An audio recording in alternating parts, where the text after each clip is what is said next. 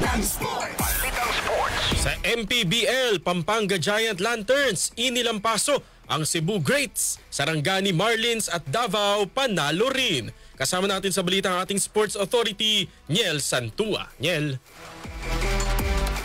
Mga kasama, nalusutan ng Pampanga Giant Lanterns ang Cebu Greats sa isang dikdikang laban sa score na 69-66. Nangyari ang tapatan sa Brenzi Giao Convention Center. Kumamada sina Justin Baltazar at Encho Serrano sa crunch time para manatiling undefeated ang defending champs sa MPBL.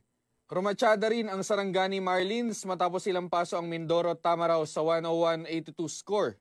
Bumida si JV Marcelino na may 19 points habang nag-ambag din ang kapatid niyang si Jmar na may 14 markers. Samantala, hindi rin nagpahuli ang Davao Occidental Tigers na pinadapa ang Bacoor Strikers para sa kanilang ikalawang sunod na panalo dahilan upang umalagwa na sila sa top 4 ng South Division.